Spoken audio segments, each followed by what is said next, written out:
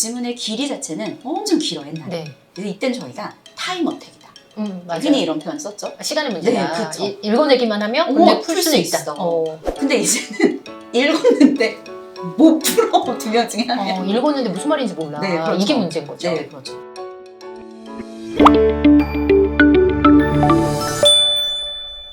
안녕하세요. 교육 고민을 대신 물어봐주는 교육대기자TV, 저는 대기자 방종임입니다. 요즘 수능 과목의 핵심으로 국어가 떠오르고 있습니다. 그만큼 변별력이 높은 과목으로 인정을 받고 있는데요. 그래서 오늘은 수능 국어 영역을 낱낱이 파헤쳐보는 시간을 마련해 보도록 하겠습니다. 안녕하세요, 강사님. 네. 먼저 교육대기자TV의 간단한 인사 말씀 좀 부탁드리겠습니다. 네. 안녕하세요. 진심을 다하는 국어학원 강사 김정희다. 반갑습니다.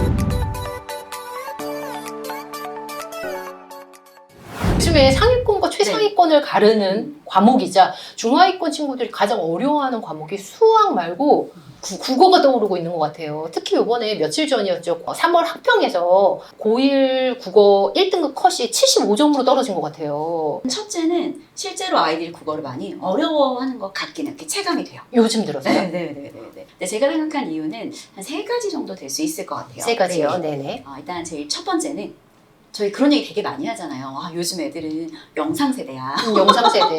영상 세대인데 왜 국어를 못하냐? 영상을 계속 보다 보니까 추상화된 어떤 내용들을 다룬 활자가 굉장히 어색하게 느껴지는 거예요. 그래서 제가 예시를 하나 준비했거든요. 한번 네네. 같이 살펴볼게요. 네. 세계의 근원적 질서인 이념의 내적 구조도 이념이 시공간적 현실로 드러나는 방식도 변증법적이기에 이념과 현실은 하나의 체계를 이루며 이 두 차원의 원리를 밝히는 철학적 논증도 변증법적 체계성을 지녀야 한다. 너무 어려워요. 네. 해결의 변주법이네요. 맞아요. 이게 이번 수능 지문이에요. 맞아요. 이번 수능에 나와 있었던 한 구절, 한 문장만 제가 읽은 거잖아요. 근데 아이들이 읽었을 때 저희가 들어도 어렵죠. 네. 어려워요. 근데 아이들이 읽었을 때는 이게 뭔 소리야? 이런 생각이 되게 많이 드는 거죠. 왜냐면 첫째는 영상 세대다 보니 아이들이 접하는 활자 자체가 그 영상에 나오는 유튜브에 나오는 자막들인 경우들이 되게 많은데 그 자막들은 굉장히 일상적이고 되게 그냥 구체적인 대화 내용을 다룬 자막들이 아무래도 많잖아요. 그러니까 그런 것에 익숙해진 친구들이 이런 추상화된 활자, 추상화된 내용을 다루는 활자에 대한 경험치가 너무 부족하다 보니 이게 무슨 말이야? 라고 그냥 이거는 벙 뜨게 되는 거죠. 맞아요. 그게 이제 첫 번째 이유일 것 같고 두 번째 이유는 다들 이제 아시다시피 코로나로 인한 학습 결손, 정상적인 학교 교육이 이루어지기가 너무 힘든 상황이었던 거죠. 학교를 갔다가 안 갔다가 이런 상황들이 계속 반복되다 보니까 지금도 그렇고요. 그럼요. 예. 저희가 학교 교육 과정 내에서 배워야 되는 체계들이라는 게 있잖아요. 근데 그 체계의 연속성이 툭툭툭툭 끊기다 보니까 아이들이 진짜 제가 어떤 체감을 하냐면 옛날에는 그냥 상위권 이런 느낌이었는데 현장에서 느껴지는 게 극상위권 그리고 중위권 이런 느낌이에요. 양극화네요. 그렇죠.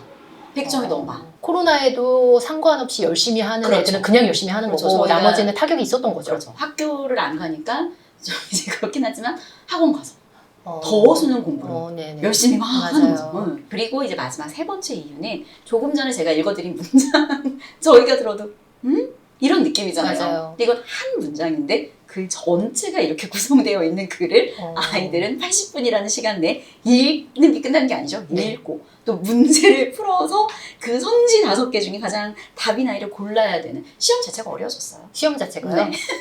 그 이전과 좀 비교를 좀 해주시겠어요? 구체적으로? 이번 수능에 아이들이 굉장히 어려워했었던 유명한 킬러 지문이죠. 지문이죠. 네, 맞아요. 브레톤 우즈 기축통화 지문 그리고 똑같은 제재로 환율을 다른 2018학년도 수능 지문이에요. 2018학년도. 네.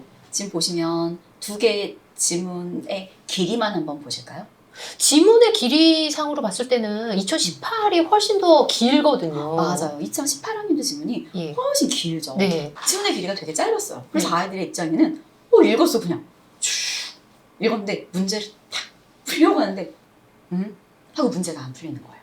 이거를 또 마찬가지 숫자로 잠깐 설명을 드리면 지금 2018학년도 수능 같은 경우에는 제가 27번, 32번 이 모든 문제에 평균 정답률을 내보면 67% 정도 나오거든요. 근데 지금 11에서 13번 2세트의 지문의 길이는 굉장히 짧은데 이 지문 같은 경우는 화작을 기준으로 말씀드리면 평균 정답률이 이 네 문제의 평균 정답률이 40%예요. 2명 중에 한 명이 못 맞추는 문제인 거죠. 그렇네요. 이게 무슨 차이냐면 지문의 길이 자체는 엄청 길어 옛날에. 그래서 이땐 저희가 타임어택이다. 맞아요. 흔히 이런 표현 썼죠. 시간의 문제다. 네, 그쵸. 읽어내기만 하면 문제 풀 수는 있다. 근데 이제는 읽었는데 못 풀어. 두 명 중에 한 명. 읽었는데 무슨 말인지 몰라. 네, 그렇죠. 이게 문제인 거죠. 네, 그렇죠. 그럼 이제 또 한 번 더 들어가 보면 예. 왜 이런 차이가 생기냐. 옛날 같은 경우에는 지금 요 A 가달락만 한번 보시면 관계성이 전부 다 나와 있어요. 가령 국내 통화량이 증가해서 유지될 경우에 얘는 증가하는데 얘는 하락하는데 얘가 하락하면 이거의 하락으로 이렇게 이어져서 정보량이 많다는 이야기는 다른 말로 바꾸면 그 상황에 대한 구체적인 설명을 계속 덧붙여준다는 이야기예요. 설명. 그렇죠. 네. 이거 무슨 말인지 알아? 이거 이런 말인데 이런 상황은 어떻게 되는지 알아? 이런 상황은 이래가지고 저래가지고 그래서 이렇게 되는 거야. 자 그럼 이 상황 가지고 똑같은 상황 줄 테니까 한번 풀어볼래? 이런 형태의 문제였었거든요. 예. 그런데 지문의 길이가 되게 짧죠. 예. 어디가 빠졌을까요? 상황을 덜어냈겠네요. 그렇죠. 예. 이럴 때는 이렇게 되는데 그럴 때는 얘가 이렇게 돼서 제가 이렇게 돼서 이렇게 되는 상황이야라는 걸 싹 빼고 문제로 구현시키죠. 그럼 그 얘기는 무슨 얘기예요? 옛날에는 정답의 근거가 저희가 흔히 정답은 뭐 지문에 있어. 뭐 정답은 뭐 지문에 있지. 라고 이야기했는데 이제는 정답의 근거가 지문의 문장과 문장 사이에 있는 거예요. 그러면 한 문장 한 문장을 완벽하게 이해해야 되는 그렇죠. 거네요. 어떤 문장을 봤었을 때 이 네. 문장이 왜 나왔지? 뒤에 문장이 나왔을 때 이 앞에 문장과 무슨 관계가 있지? 그럼 이런 상황에서 내가 어떻게 되는 거지? 라는 구체적인 상황 세팅 값에 되게 유연하게 내 사고가 움직여야지 되는 거지? 이게 어딨지를 찾으려고 하는 순간 나는 글을 읽는데 문제를 풀 수 없는 이런 상황이 벌어지게 되는 거죠. 이게 국어, 수능 국어가 2019학년도부터 네, 불국어, 맞아요. 마그마 국어라는 맞아요. 얘기가 나오고 있으면서 지금까지도 2022학년도까지 계속 되고 있는데 네. 앞으로도 이럴 거라 보세요? 그래서 지금 현재 입시의 상황상 작년 같은 경우에 지금 아시겠지만 다들 아시겠지만 굉장히 이제 문이과 통합이 되면서 맞아요. 지금 되게 심각한 얘기를 들었어요. 이과 친구들이 문과 상위권 대학에 전부 다 포진해요. 문과 친구. 그러다 보니까 아이들이 이과 친구들이 그렇게 유리할 수 있었던 이유는 수학. 그럼 이제 평가원도 올해 자성의 시간을 가질 수밖에 없단 말이죠. 그렇죠. 예. 어쨌든 문이과 공통으로 출제한다고 했었고 근데 어쨌든 뚜껑을 읽어보니 모두의 예상대로 수학에서 결국에는 이과가 너무나 유리할 수밖에 없었던 시험이고 어쨌든 문과 학생들에게 조금이라도 더 유리한 문과와 이과 어떤 유불리를 줄이기 위한 노력을 하겠죠. 노력을 할 것이고 그렇다면 결국에는 국어가 변별, 영어는 지금 절대평가인 상황이고 네. 탐구는 그런 상황에서 아예 열배가 되어 있는 네, 상황이고 맞아요. 하는 이런 교육적인 환경으로 추론해 보건데 네. 국어시험은 여전히 어려워질 것으로 추정됩니다. 그럼 국어에 대해 수능 국어에 대해서 본격적으로 얘기를 나누기 전에 국어하면 떠오르는 생각들이 네. 있어서 이 네. 부분에 대해서 오해와 진실을 좀 가려주시면 좋을 것 좋습니다. 같아요.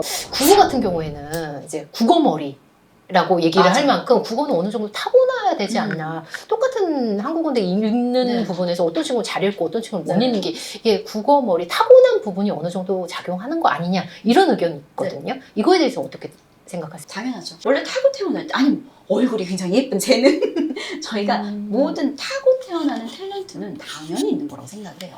언어도 언어적인 감각을 타고 태어나는 친구들이 있어요. 당연히 있죠. 그럼요. 그런데 네. 이제 문제는 그 언어적인 감각을 타고 태어나는 애들이 무조건 국어를 잘하냐? 또 그건 아니죠. 그런 친구들이 무조건 1등급이냐? 감각이 있다고 시험 무조건 잘 보는 건 절대 아니라는 예, 사실. 그럼 이제 어떻게 하면 국어를 잘할 수 있냐? 근데 결국에는 일정 부분의 감각도 필요하지만 그걸 보완하는 논리적인 훈련이 필요하죠. 그리고 하나 더 그 감각이 있는 친구들도 아이들이 이런 경우 되게 많아요. 자기가 시험 봤는데 나 시험 너무 잘 봤어. 근데 막상 채점을 했는데 점수가 왜 이래? 이러기도 하고 나 시험 완전 망했어. 근데 채점을 했는데 생각보다 잘 봤네? 이런 자기 점수에 대한 기준 자체가 되게 없는 경우가 맞아요. 많거든요. 네네. 그게 왜냐면 논리적으로 풀지 않았기 때문에. 그런 경우 너무 너무 많잖아요. 공감하죠. 네. 네. 그 감으로 푸는 건가요, 그런 친구들은? 네, 그렇죠. 그러니까 이런 친구들은 점수에 기복이 있을 가능성이 굉장히 높아요. 그리고 두 번째 질문은 요즘 들어서 많이 나오는 얘기인데요. 배경 지식의 유무가 굉장히 중요해졌다. 이런 네. 얘기를 굉장히 많이 네, 네. 하거든요. 네. 배경 지식이 수능 국어에 영향을 주나요? 어떻다고 보세요? 주죠. 그게 최근 들어서인가요? 아니면은 원래도 그랬나요? 사실 최근 들어서 그런 경향들이 조금 더 짙어진 이유가 EBS 반영 비율이 높아지면서 결국에 아이들의 저희가 흔히 이야기하는 배경 지식에 범주선이 좀 카테고리징이 되잖아요. 음. 어쨌든 평가원은 우리 EBS에서 반영할 거야 라고 이야기했으니까 너네 EBS에 있는 이 정도는 너네가 배경지식으로 알지 않아? 그리고 이 지문 아까 좀 전에 보여드렸던 네, 이 네. 세트 지문 같은 경우에도 예전 기출에서는 다 설명을 해줬어. 이게 환율이 뭐고 이게 어떤 건데 어떤 상황에는 어떻게 되고 나라와 나라 간의 관계가 어떻게 되고를 다 설명을 해줬는데 이제 너네 기출 알잖아. 면전에 우리가 냈잖아. 전제로 하고. 네, 그럼요. 이런 식으로 어. 되는 경우들이 되게 많기 때문에 어쨌든 배경 지식이 영향을 좀 미치는데 이제 이렇게 이야기를 하면 그러면 지금부터 배경 지식을 맞아요. 열심히 공부하면 안 되죠. 저희가 제한된 시간 속에 공부를 하잖아요. 그러니까 배경 지식을 익히기보다는 이 상황을 이해하는 연습. 이 말이 왜 나왔지? 이 문장이 왜 나왔지? 네. 이 단락이 어떤 의미이기 때문에 다음 단락이 나온 거지를 자꾸 맥락적으로 읽어내는 연습이 훨씬 더 필요하다. 리트 얘기가 또 어. 여기서 또 나오는 경우도 있거든요. 네네네. 그거에 대해서는 어떻게 보세요? 저는 사실 아까 말씀드렸던 극상위권 같은 경우에는 여러 가지 제자들을 여러 가지로 그냥 쭉 보는 연습들이 필요하기 때문에 네. 그런 친구들의 경우는 당연히 봐도 전혀 상관이 없다고 생각해요. 네. 그런데 중위권 친구들이나 뭐 중하위권 친구들은 절대 추천하지 않습니다. 왜냐면 아이들이 읽었는데 리트 같은 경우에는 평가원이 요구하는 사고 과정보다 더 깊고 더 과한 추론들을 하는 경우가 있어요. 그래서 아이들이 선생님 이거 답 3번 이거 너무 많이 생각했네 라는 이야기들을 들어본 적이 있는 친구들이 있을 거예요. 근데 리트 지문은 그 정도로 너무 많이 생각했네를 요구하는 문제들이 있어요. 중간중간 띄어 있어서 좀 되게 추상적인 말이지만 평가원이 요구하는 사고의 수준의 범주를 벗어나는 문제들이 많아서 저는 개인적으로는 추천드리지 않습니다. 세 번째는 이전의 독서량, 그리고 독서 습관이 음. 수능 성적을 결정하는 데 영향을 많이 준다. 이런 의견도 있는데 이에 네네. 대해서는 어떻게 생각하세요? 독서량 같은 경우에는 저는 영향을 많이 주는 것 같기는 해요. 양이. 네, 네. 예를 들어서 저희가 17 더하기 18이 얼마죠? 35죠. 네, 지금 35죠. 이렇게 바로 대답하시잖아요. 네네. 근데 저희가 처음 배웠을 때는 막 17 더하기 18이면 5인데 1을 올려서 30 이렇게 했잖아요. 근데 지금은 그냥 35죠 라고 하는 이유는 그만큼 많이 했기 때문이죠. 그러니까 활자를 읽었을 때 어쨌든 많이 읽어본 친구들은 이 말 나오면 당연히 이 말 나와야지. 질문했으면 당연히 답해줘야지. 그리고 자기가 통념 제신, 통념 반박 나오지라는 거를 무의식 중에 다 알고 있는 거예요. 그러니까 책을 많이 읽은 친구들은 잘할 확률이 훨씬 높은 거죠. 근데 독서 습관 같은 경우가 되게 중요한데 제가 좀 전에 보여드렸던 두 개의 세트를 보시면 아시겠지만 이때는 되게 길잖아요. 네. 근데 시간 내에 훅 툭툭툭 외워내면 답이 툭툭 이렇게 풀리는 문제들이 많았단 말이죠. 근데 지금 같은 경우에는 정보의 밀도가 엄청 높아서 그렇네요. 문장과 문장 사이에 추론하지 못하면 풀 수 없는 이런 음. 지문들이 나오잖아요. 그러니까 자기가 만약에 속독하는 습관을 가진 친구들의 경우에는 그 습관을 좀 평가원이 요구하는 방식대로 끊어 읽고 이 문장 다음엔 이게 왜 나왔지라고 추론적으로 생각하는 훈련을 의식적으로 하는 것이 필요하다. 이렇게 이야기 드릴 수 있을 것 같아요. 속독은 한번 점검해봐라. 네, 그렇죠. 저희가 웹소설 되게 맞아요. 엄청 빨리 읽 이런 친구들은 나는 막 시간이 20분 남는데 음. 문제를 틀린다는 거예요. 왜냐하면 평가원이 요구하는 독해 방식이 이제는 속독이 아닌 정밀한 독해를 점검하는 방식으로 바뀌었기 때문에 그렇게 맞게 저희가 당연히 움직여야죠. 이과 얘기를 하셨는데 이과 친구들이 가장 좀 어려워하는 거는 경제 지문인 것 같고 네. 그리고 문과 친구들 같은 경우는 과학 지문을 지문. 굉장히 어려워하는데 이 성향도 이걸 읽어내는데 영향을 네. 주나요? 문이과의 성향이 네. 지문을 읽어내는데도 영향을 줄 수 있을까요? 일단 경제 지문을 이과 친구들 되게 어려워한다라고 말씀하셨잖아요. 문과도 어려워해요. 아 그래요? 다 어려워하는 걸로. 다 어렵네요. 성향은 거기에 뭐 영향을 줄 수도 있지만 네. 결정적으로는 둘 다 어렵다. 그리고 문과 친구들이 과학 지문을 어려워하는데 반해 이과 친구들이 어려워하지 않는 이유는 하나죠. 배경 지식이 있으니까. 근데 문제는 이런 거야. 작년 6월 모의평가에 PCR 지문이 나왔거든요. 근데 아이들이 이과 친구들이 1단락을 너무 쉽게 읽었대요. 문과 친구들이 1단락을 읽을 때 1단락이 상황을 설명해 주는 거야. 막 얘는 어떤데, 얘는 뭐뭐뭐뭐 구성 요소가 있고. 근데 이과 친구들은 이미 배경 지식으로 아는 내용이니까 쓱 하고 넘어갔는데 2단락, 3단락부터는 근데 이건 뭐지? 라는 형태의 지문인 거예요. 그러니까 처음에 시작할 때 어쨌든 문과보다는 좀 더 쉽게 배경 지식이 있으니까 네. 과학 지문에서 이점을 보일 수는 있으나 결국에는 평가원이 그러니까 배경 지식만 가지고 지문이 읽히게 되진 않거든요. 그래서 아까 제가 계속 이야기했듯이 논리죠. 네, 맞아요. 예. 그 연습이 필요하다라는 이야기죠. 그리고 배경 지식이 계속 화두로 나오면서 지금 네. 초중등에서는 관련 교양 서적을 경제지문 관련된 거, 과학지문 관련된 거 진짜 열심히 읽히고 있어요. 이렇게. 배경 지식 때문에 읽는 건 추천드리지 않고요. 많이 읽으면 좋으니까. 많이 근데- 속독 말고 정독으로. 근데 이거는 꼭 해주셨으면 네네. 좋겠는 게 제가 예전에 고1 아이들 이제 가르칠 때 이제 중3에서 이제 고1 다 올라와요. 그러면 이제 아이들이 언제 국어 성적이 이렇게 탕탕 난이도가 뛰냐면 네. 중3에서 고1 그리고 예. 고1, 2에서 고3 요럴 때 아, 난이도가 탕탕 뛰거든요. 예. 그래서 아마 좀 전에 말씀하셨던 고1 1컷이 75라고 말씀하셨잖아요. 그게 중3 애들이 진짜 비는 게 확 체감이 되는 거죠. 네. 그동안 중3 때, 중학교 때 네. 설렁설렁했던 게 이제 네, 고1에 딱 그쵸. 나타나는 거예요. 왜냐하면 중3에서 고1의 난이도가 확 차이가 나니까. 어. 그게 이제 연습이 안 됐던 친구들 그리고 고1, 2에서 고3 때 이렇게 탕 올라가는 친구들 네네. 그래서 요때를 좀 저희가 되게 잘 지켜보는 게 우선 첫째 필요하다라는 것들 그때 난이도가 뛴다라는 것을 어머니도 미리 알고 계셔라. 그래서 제가 중3에서 고1 올라가는 어머니들이나 중학생 이제 어머니들께서 어떻게 하면 우리 국어를 잘해요? 이렇게 물어보시면 예. 제가 웃으면서 수학 시키세요.